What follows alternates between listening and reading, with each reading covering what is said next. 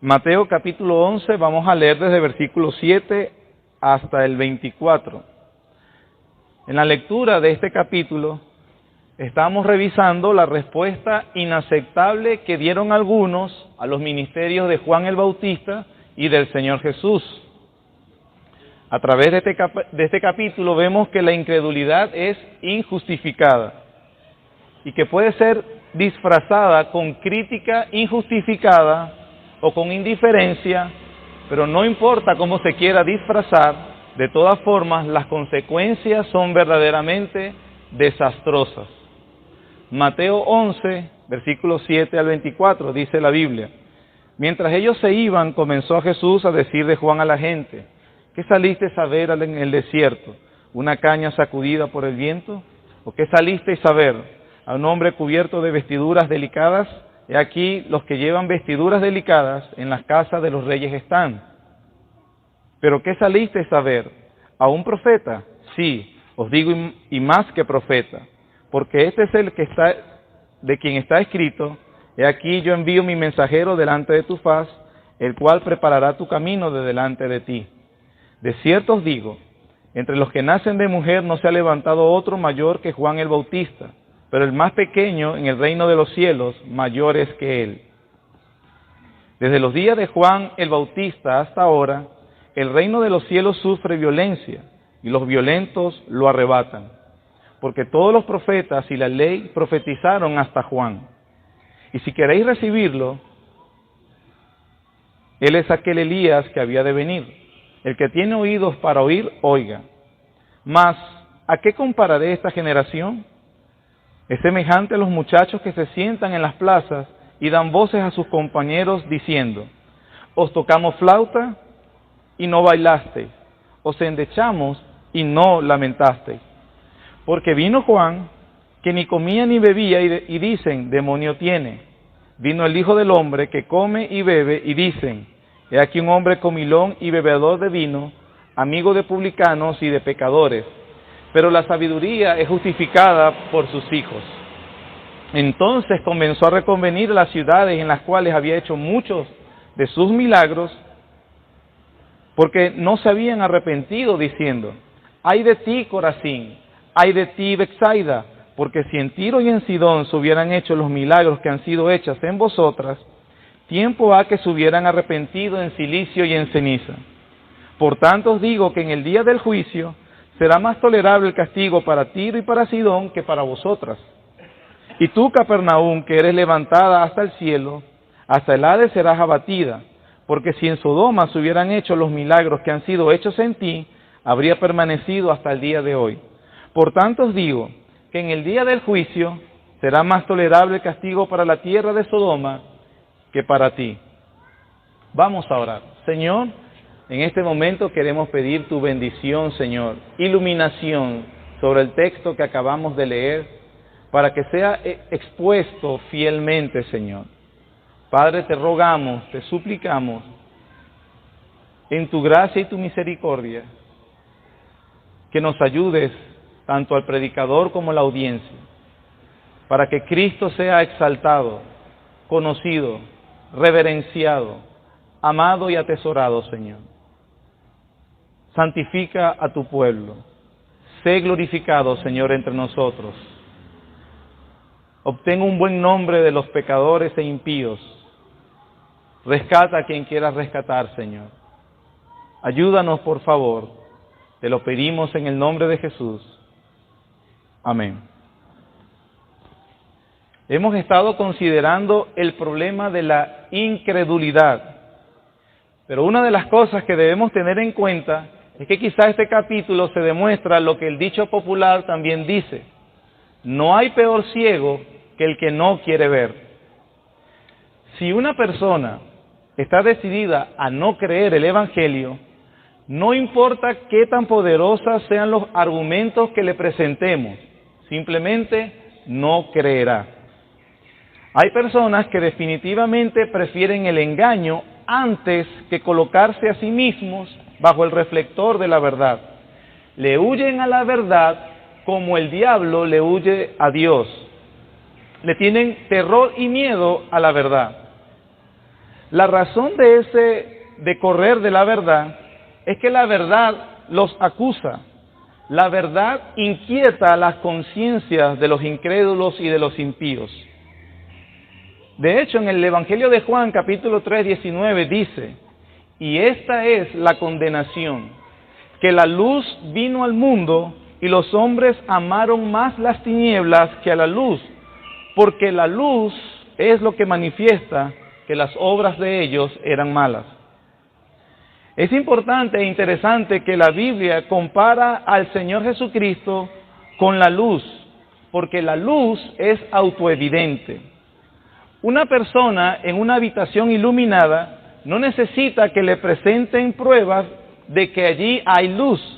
La luz se autoevidencia por sí sola.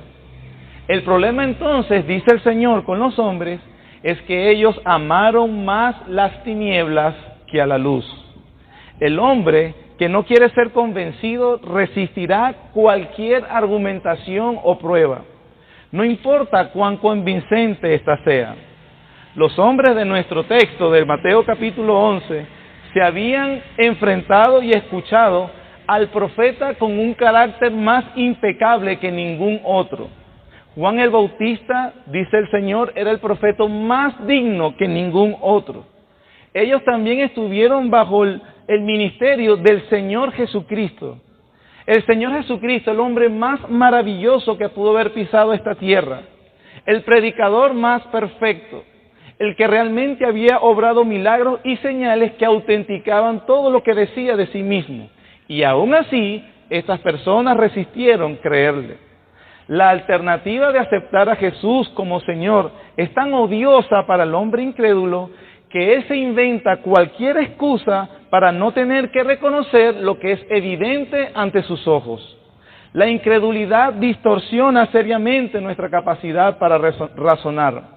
Lo peor de todo es que nos conduce a un terrible y destructivo juicio. Más tolerable sería el juicio para Sodoma que para las personas que estaban rechazando a Jesús. El Señor Jesús no es indiferente a la incredulidad de la gente, porque la incredulidad implica un terrible insulto contra Dios. Y eso es lo que nos enseñan estos textos. Desde el versículo 11 dice: de cierto os digo, entre los que nacen de mujer no se ha levantado otro mayor que Juan el Bautista, pero el más pequeño en el reino de los cielos, mayor es que él. Nosotros entendimos que el Señor está diciendo que aquellas que de entre todos los hombres que en su nacimiento natural, por supuesto, como todos, no hay alguien con una dignidad como la de Juan el Bautista. No porque era en sí mismo digno, sino por su relación con el reino. Precisamente porque era el precursor del reino de Dios, entonces no hay hombre en la tierra que haya obtenido una dignidad y un privilegio más grande que Juan el Bautista. Sin embargo, el más pequeño en el reino de los cielos, dice el Señor, es mayor que él, dando a entender que obviamente es una diferencia entre nacimiento. Hay uno que es nacimiento natural, pero el nacimiento espiritual, el nacer de nuevo, como dice el Señor en el Juan capítulo 3, le da a la persona una dignidad mayor. ¿Por qué? Por su relación con el reino de Dios. Ahora, vean también cómo sigue hablando el Señor acerca de Juan el Bautista y cuál es la respuesta que él requiere verdaderamente de las personas.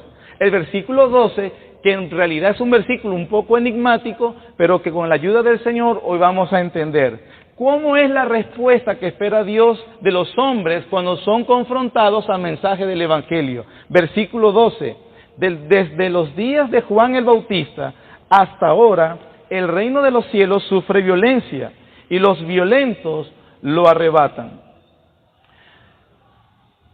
Existen dos alternativas de buenos comentaristas acerca del significado de este texto. No los quiero confundir con mucho tecnicismo, pero básicamente se resume en dos maneras de verlo. Uno, dicen los expertos en el idioma griego y en los que examinan la manera como se escribió, la sintaxis y la gramática, dice que este versículo puede traducirse o puede comprenderse viendo los tiempos de los verbos que el Señor utiliza aquí. Ellos dicen que se puede ver en voz pasiva o en voz media. Me explico. Si lo tomamos como voz pasiva, significa que el sujeto recibe la acción. Es decir, cuando entonces el versículo dice, desde los días de Juan el Bautista, el reino de los cielos es el sujeto, sufre violencia, ese es el verbo. Si es en forma pasiva, estamos hablando de que el reino de los cielos está recibiendo una violencia. Significaría entonces, el reino de los cielos está bajo ataque, está sufriendo violencia. Y en la segunda parte, y los hombres violentos lo arrebatan por la fuerza o lo quieren arrebatar por la fuerza.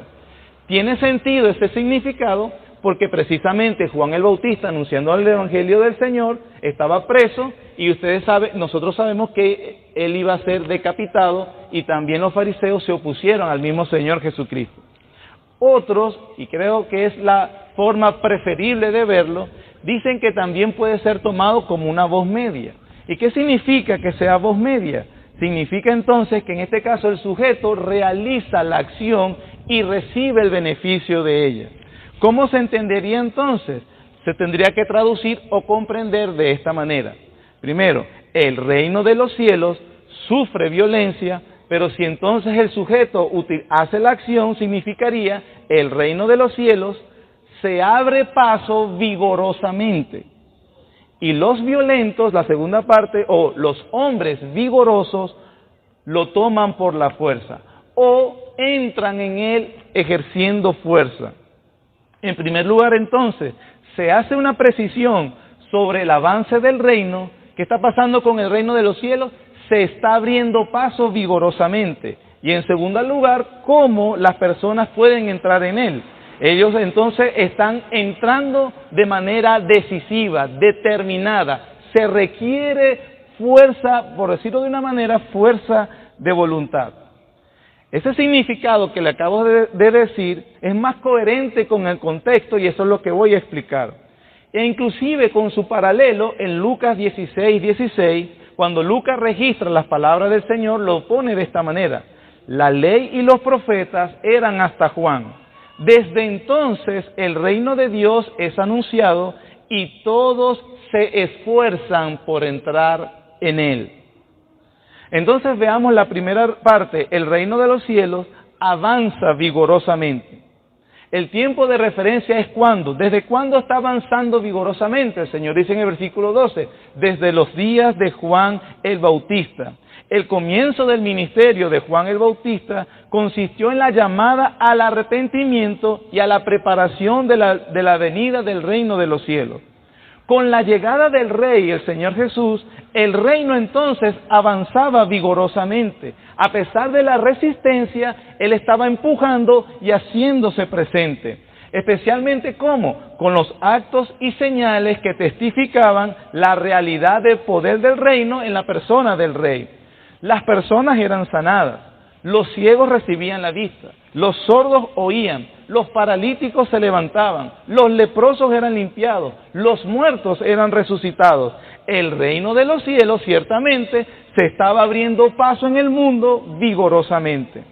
Avanzar vigorosamente no solo en las manifestaciones poderosas que desplegaba el Señor Jesucristo, sino en el alcance de las personas que estaban entrando por fe en Él.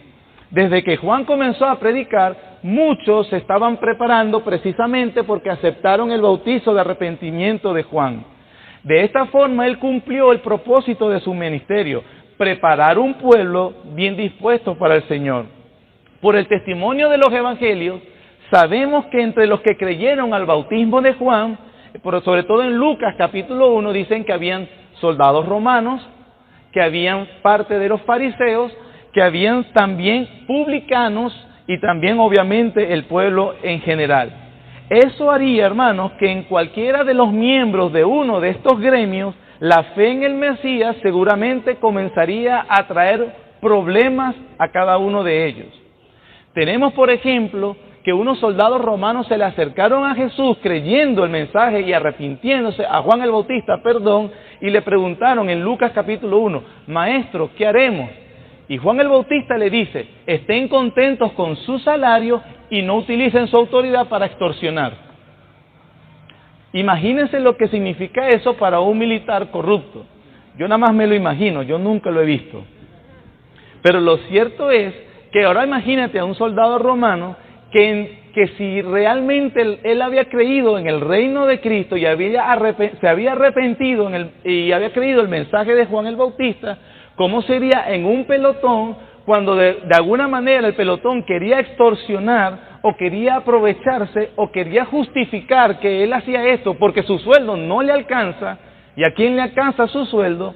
Pero entonces este soldado romano que sí había creído en el mensaje del reino, entonces comenzaría a decir, no podemos hacer eso, o no deberíamos hacer eso. ¿Cómo cree usted que reaccionaron los demás soldados que no eran creyentes? Ese creyente estaría recibiendo oposición de parte de su mismo gremio. O como también he escuchado que de algún superior, a veces algunos superiores le dicen, mi tarifa del día es tanto, lo demás que recojan es para ustedes. Y cuando ese soldado creyente dijera, no, yo no voy a hacer eso, ¿cómo cree usted que fue el reino de los cielos para él? El reino de los cielos avanza, se abre paso vigorosamente y los hombres decididos, determinados, entran en él. Porque si no actuaba así, entonces no había creído el evangelio verdaderamente. También dice que publicanos venían hacia Juan el Bautista y también le preguntaban, maestro, ¿qué haremos? Los publicanos eran los tercerizados por parte del Imperio Romano. Los romanos alquilaban o le decían a ellos que eran precisamente el ente que recogerían los impuestos de los judíos. Estos eran judíos que trabajaban para el Imperio Romano. Les ponían un sueldo básico y también le ponían una tarifa. La tarifa o el impuesto para tu pueblo va a ser esta, pero de ahí en adelante será obviamente para ti. Todos los publicanos entendieron eso como una oportunidad para enriquecerse. Juan el Bautista le dijo a los publicanos que vinieron a su arrepentimiento, no pidan más de lo que está impuesto en la ley.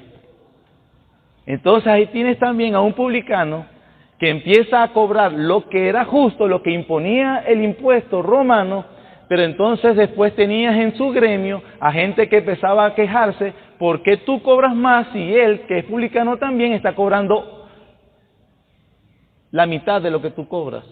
O 3 partes menos de lo que tú cobras. ¿Cómo crees tú que sería el reino de los cielos para ese publicano que había creído en el evangelio? Por eso, el reino de los cielos se está abriendo paso vigorosamente y solamente hombres con decisión podían entrar en él. De estos grupos que estamos hablando venía la misma oposición. Muchos rechazaron la predicación de Juan y la del Señor y se resistían a entrar en el reino de Dios. Procuraban impedir que otros entraran también, colocándose en la puerta de acceso y tratando por todos los medios que ninguna persona creyera en el mensaje del Señor. Eran estos los que el Señor denunció en Mateo capítulo 23, que no entraban y no dejaban que otros también entraran. Pero en medio de la violencia desatada por las tinieblas contra la luz, el reino de los cielos igual avanzaba vigorosamente, no había nada ni nadie que lo pudiera detener su avance. Eso entonces significa, desde los días de Juan el Bautista hasta hoy, el reino de los cielos avanza vigorosamente en el mundo. Veamos la segunda parte, ¿qué significa?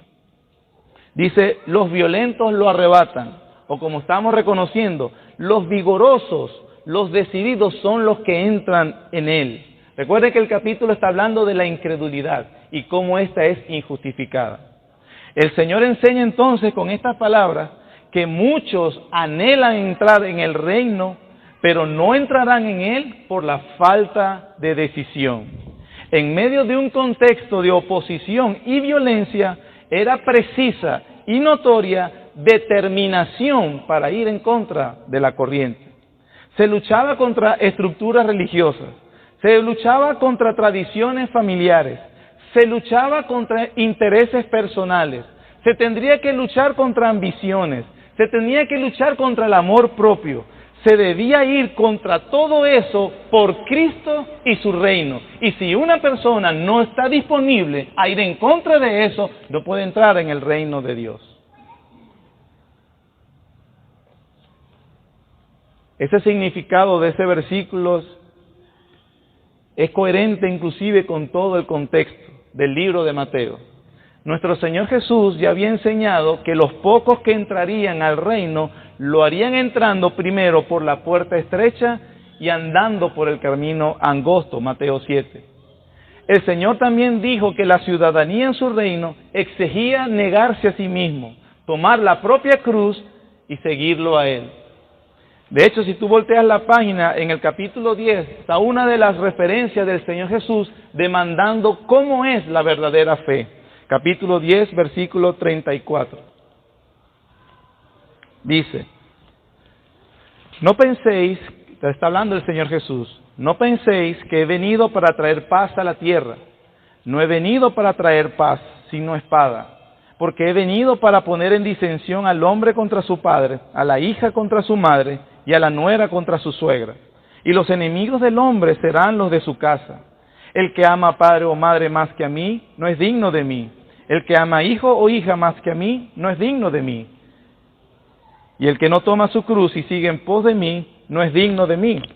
Y el que haya su vida la perderá, y el que pierde su vida a causa de mí, la hallará. Por todas estas cosas, mis hermanos, tenemos que entender que seguir a Jesucristo exige una voluntad sincera, exige energía incansable. Para seguir a Jesucristo hay que hacerlo con el máximo esfuerzo. Ser cristiano es nadar contra la corriente del mundo e ir contra su misma esencia. Eso es así porque los adversarios son muchos y poderosos. Satanás, sus demonios, el mundo y tu propio pecado remanente. Seguir a Cristo, como lo dice nuestro texto, requerirá la determinación firme para ir contra todo aquello que quiera separarnos de Cristo y su reino. Para ser un seguidor de Jesucristo necesitas sopesar el verdadero costo. Notar que el costo de ser su discípulo te costará la vida fácil, te costará popularidad, tendrás que disciplinarte a ti mismo, tendrás que decir no a la tentación. Para seguir a Jesucristo tienes que decirle no al mundo, tienes que decirle no a las mayorías, tendrás que estar dispuesto a quedarte solo por Cristo, a caminar en una dirección diferente, tendrás que estar dispuesto a mantenerte en pie, aunque sea la única persona que lo haga por Jesucristo. Para seguir a Jesucristo tendrás que estar dispuesto a sufrir persecución por Él. Tienes que entender que Jesucristo no viene a jugar juegos, no vino a ser dócil, Él es el Rey de Reyes, viene para dominar y para conquistar.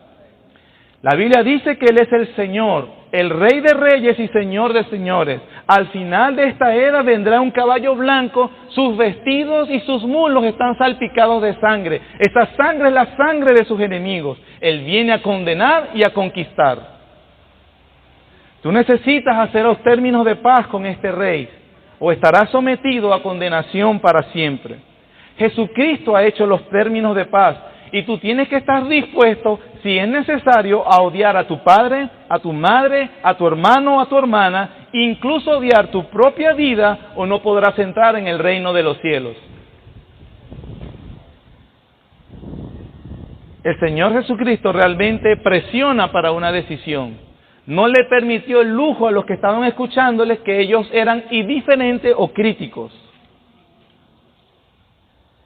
Porque el que quiere entrar en el reino de los cielos, solo los vigorosos o los hombres determinados pueden hacerlo. ¿Qué hace que tengamos una determinación tal que nos haga elegir a Cristo más que a la propia vida?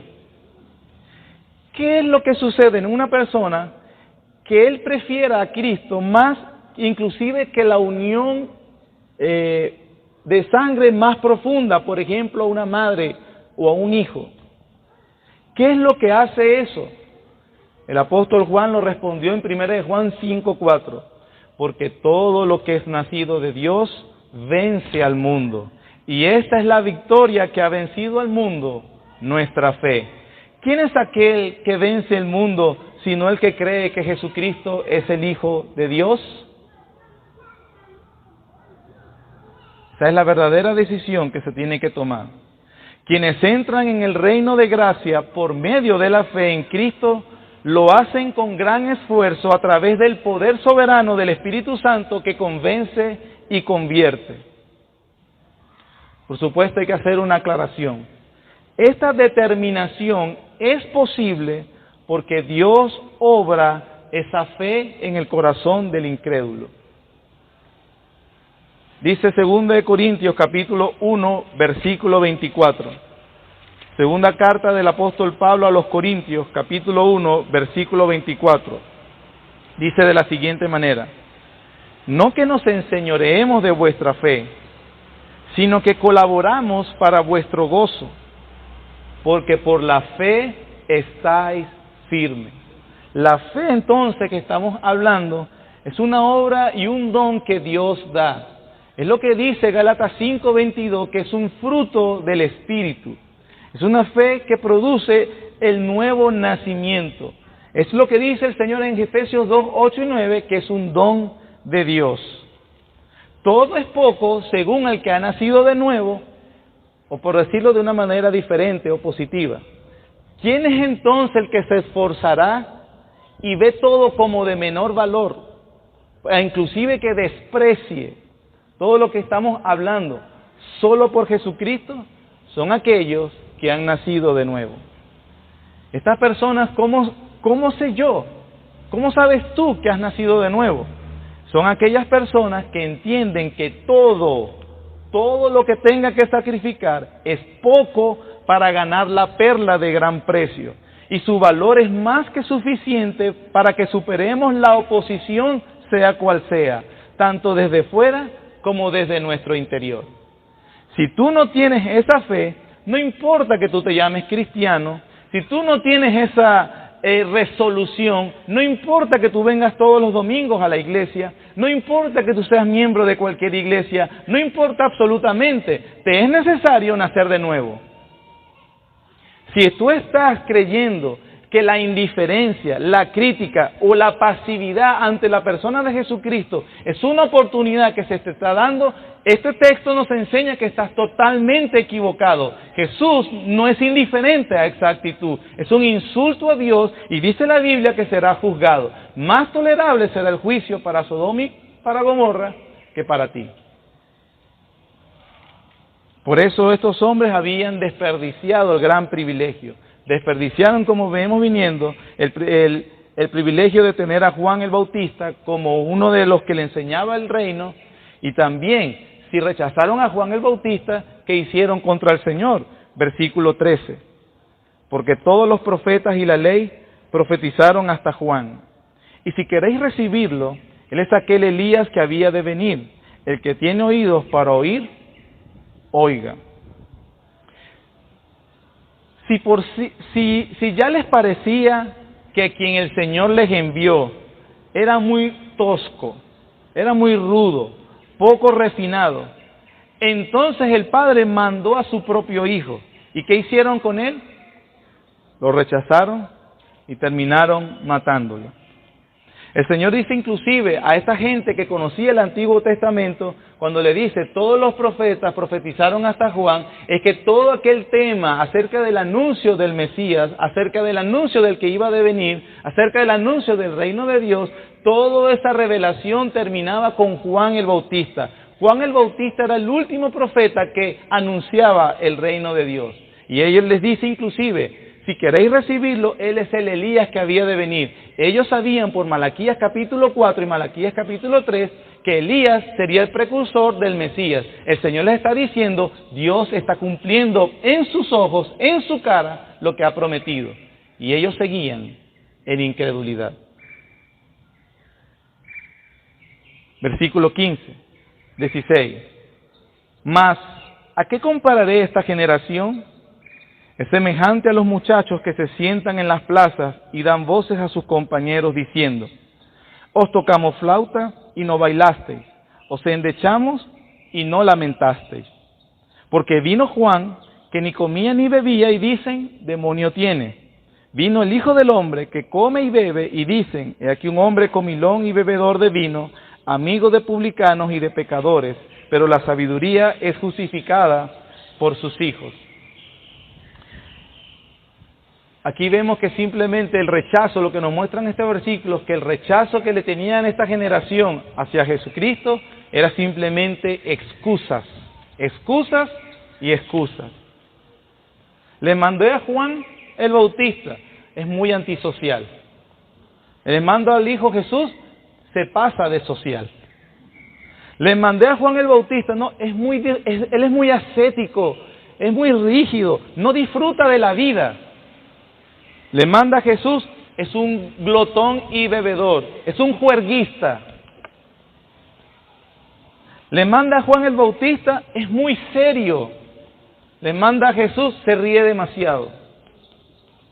Todo esto es evidencia que los hombres no tenían obstáculos para creer, pero prefieren seguir con su incredulidad. El problema es que se tiene cualquier excusa para no aceptar el señorío de Jesucristo. No quieres humillarte ante Dios, no quieres darle el honor debido, no quieres aceptar que Él es tu dueño y no tú mismo. Lo leímos precisamente en la parábola que leyó al principio el pastor David. El Señor inclusive les mandó los labradores, con una parábola se enseñó. Yo creo que es evidente y bien claro a quién le estaba hablando y de qué se trataba, y que ellos también lo entendieron. Los rechazaron, les mandó a su propio hijo para ver si le tenían respeto y terminaron matándolo. Les preguntó, ¿qué creen ustedes que se le podrá hacer a esta gente? Y ellos sentenciaron su propio juicio y dijeron, los destruirá sin misericordia. Eso es lo que le va a suceder a todo aquel que no toma la decisión de venir en arrepentimiento y fe hacia el Señor Jesucristo. Esa es la sentencia que está sobre ti si sigues indiferente a la predicación del Evangelio.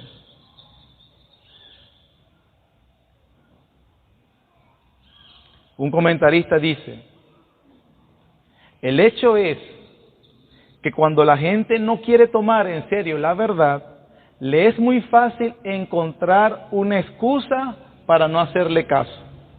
Ni siquiera procuran ser consecuentes con sus críticas. Criticarán a la misma persona y a la misma institución desde puntos de vista opuestos. Si la gente está decidida a no reaccionar ante algo, se mantendrá testarudamente insensible cualquiera sea que la invitación que se le haga. Cierro la cita. Sin importar, hermanos, qué se diga o qué se haga, estas personas siempre tienen una objeción, ya sea justificada o imaginaria, pero siempre tratarán de encubrir su rechazo. Sin embargo, la palabra del Señor enseña que esa no es una opción que Cristo te da.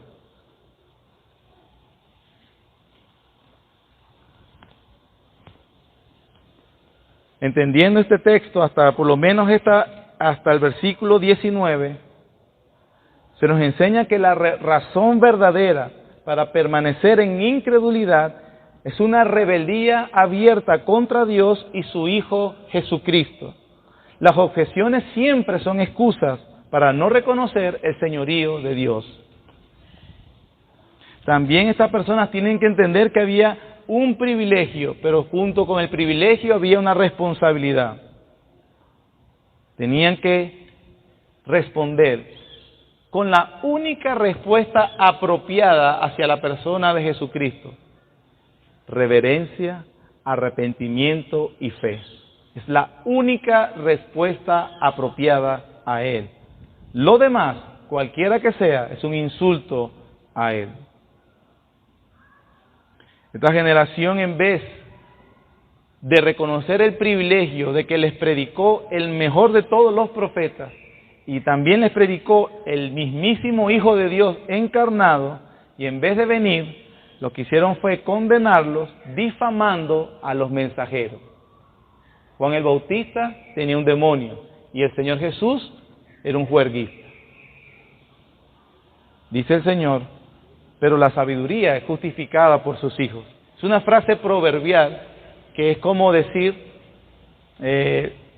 la sabiduría de Dios se verá por los resultados que ella da.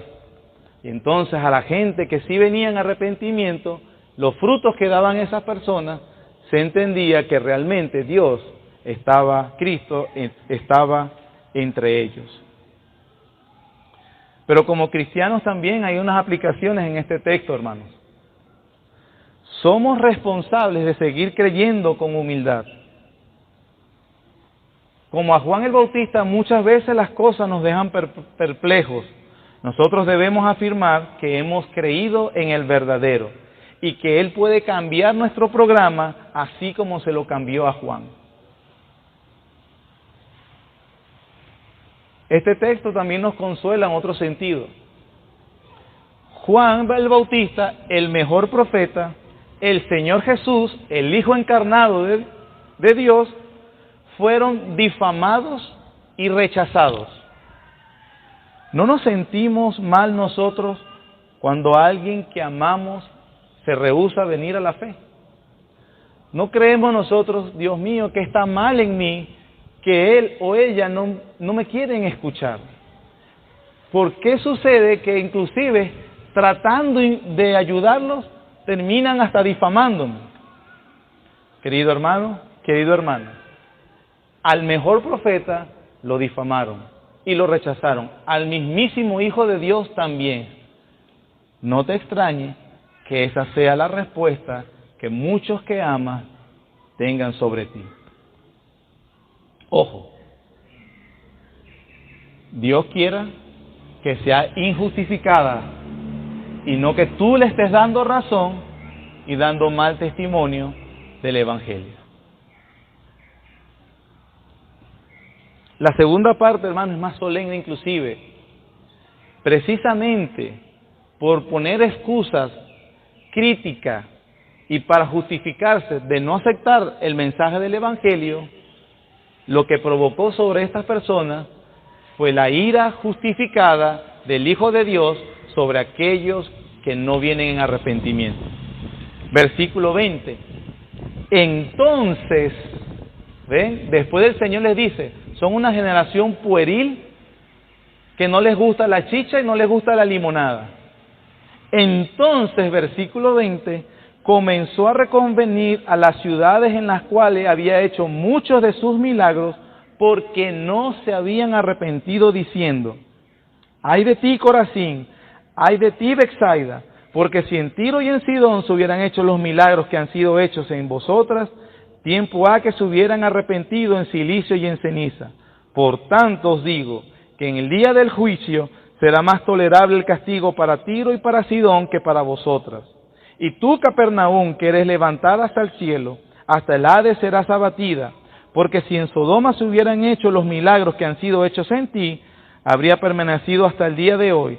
Por tanto os digo que en el día del juicio será más tolerable el castigo para la tierra de Sodoma que para ti.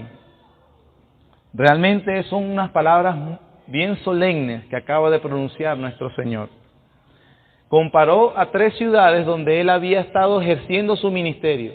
Capernaum fue la sede principal donde Él vivió y obviamente donde los conocían sus familiares.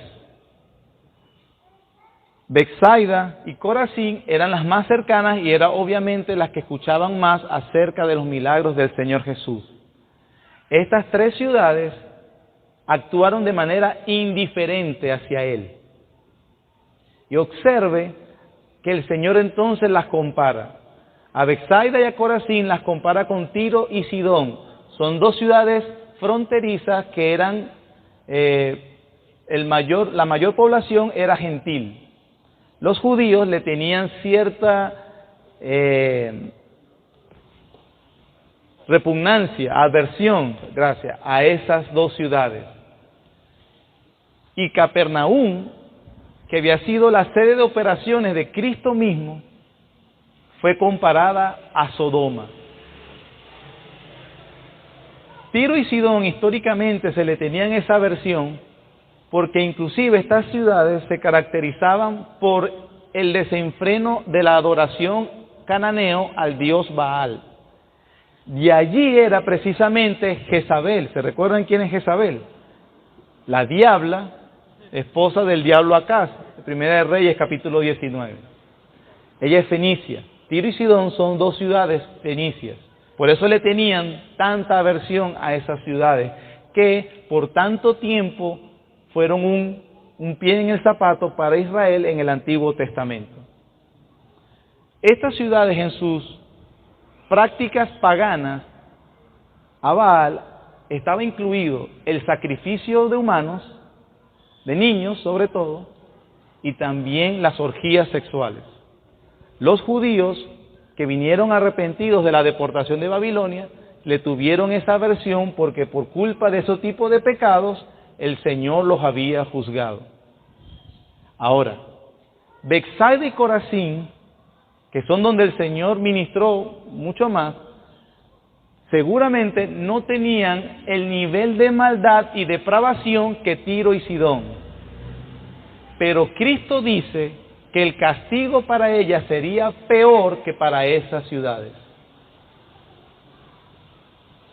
Capernaum seguramente no era como Sodoma. Nosotros sabemos cómo era Sodoma.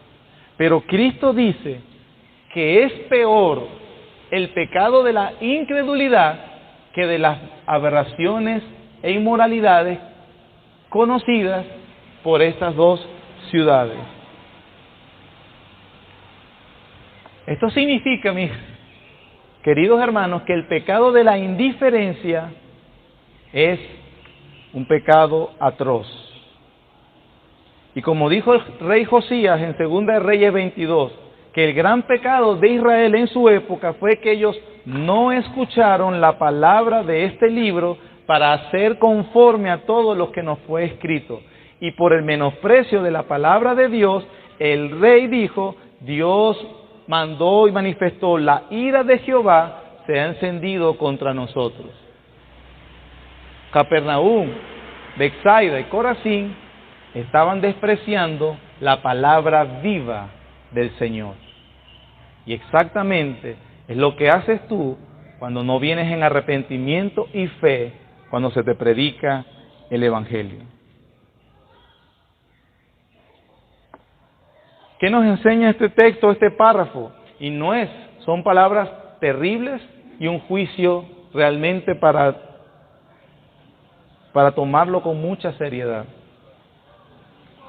Este párrafo nos enseña, hermanos, del 20 al 24, que la religión farisaica y tradicional de los judíos los cegó más a Dios que las religiones paganas ciegan a los gentiles. Tales personas habían rechazado tanto tiempo atrás a Dios y a su palabra que fueron totalmente indiferentes a su Mesías cuando Él vino a ellos. Aplicación. Cuando las personas tienen una gran oportunidad de oír la palabra de Dios e incluso de verla milagrosamente demostrada, la culpa que tienen por rechazarla se intensifica mucho más. El Señor Jesús nos está diciendo, es más peligroso estar en la iglesia que estar en cualquier otra parte del mundo. Porque si eres indiferente a la persona de Cristo, será más tolerable el castigo para Sodoma que para ti.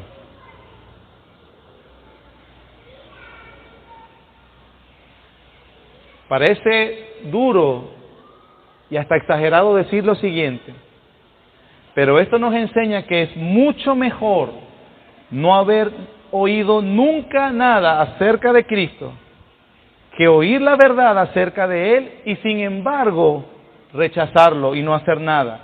Porque dice Hebreos 10, si pecáremos voluntariamente después de haber recibido el conocimiento de la verdad, ya no queda más sacrificio por los pecados, sino una horrenda expectación de juicio y de hervor de fuego que ha de devorar a los adversarios.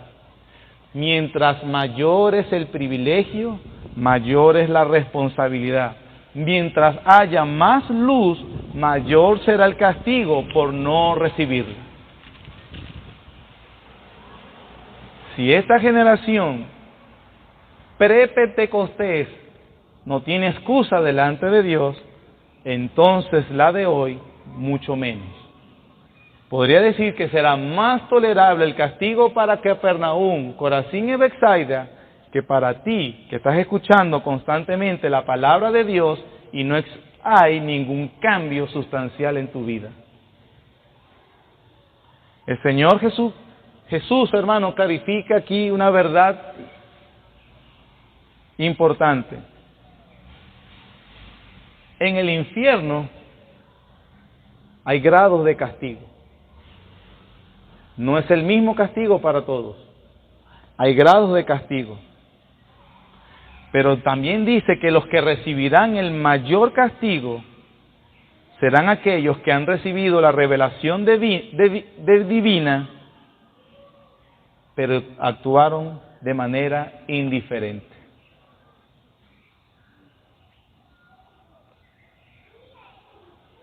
Nosotros como creyentes podemos decir, qué privilegio ser cristianos. Qué privilegio que hemos sido guardados de muchas cosas. Wow, dejé esto, dejé aquello, ya no actúo así. Es un privilegio verdaderamente, hermano. Pero con ese privilegio tienes más responsabilidad delante de Dios.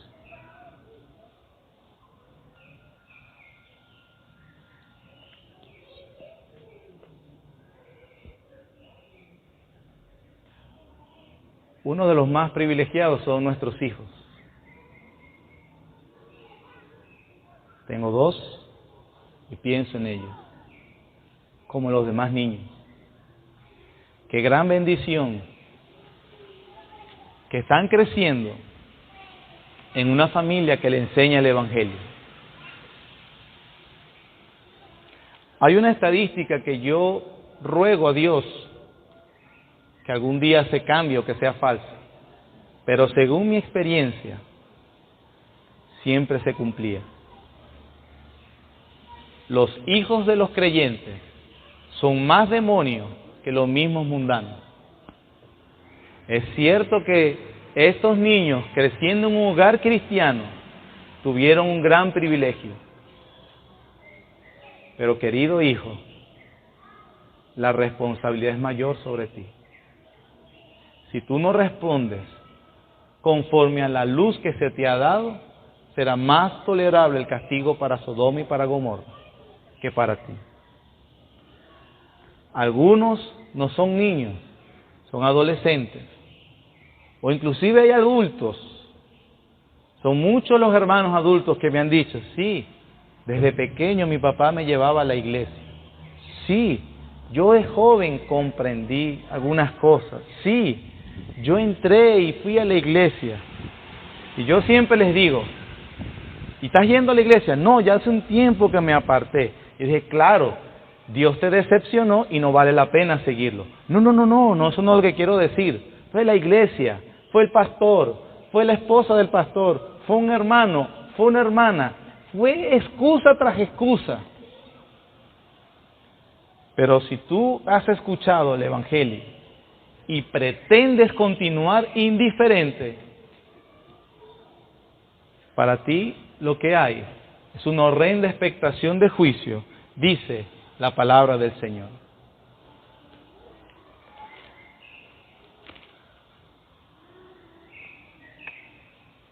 Estoy seguro que han sido palabras fuertes.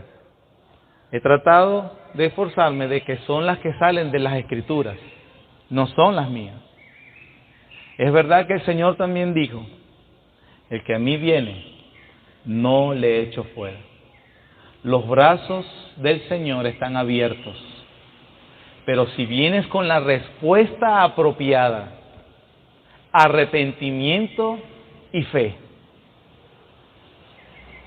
Y arrepentimiento y fe significa que decir que eres creyente o decir que has creído el Evangelio, debe haber un cambio sustancial en tu vida. De no hacerlo, la palabra del Señor no te da ninguna esperanza. Quiera el Señor que tengamos cuidado con los privilegios que tienen, los goces, los disfrutes, los aproveches, pero también entiende, hermano, que tienes responsabilidad. Tengo tantos años en el Evangelio mayor responsabilidad se te pide. Soy miembro de la Iglesia Bautista Reformada de Barquisimeto. Deberías de ser un ejemplo de piedad para los demás. No es una razón para la arrogancia. Deberías ser ya maestro, que dice Pablo. Pero a veces algunos siguen con necesidad de leche y de cosas de bebé. Pero yo quiero decirle la verdad que dice el Señor Jesús. Juicio es lo que vas a recibir de Cristo si no rectificas tu mal proceder. Padre, gracias por tu bondad. Es una bondad, Señor, que escuchemos inclusive estas palabras severas, porque nos ayudan a despertar, Padre, y de examinar verdaderamente cómo está nuestra condición. Te damos gracias, Señor, porque precisamente tu misericordia se ve al advertirnos de que debemos venir en arrepentimiento y fe, Señor. Perdónanos, perdona nuestra indiferencia, ayúdanos, límpianos. También, Padre, mueve a los pecadores que vengan a ti, Señor, y que conozcan a tu Hijo, la vida eterna, que te conozcan a ti, al único Dios verdadero y a Jesucristo, a quien has enviado, Señor. Te damos gracias, Padre, por tu bondad. Recibe toda la gloria y honra en el nombre de Jesús. Amén.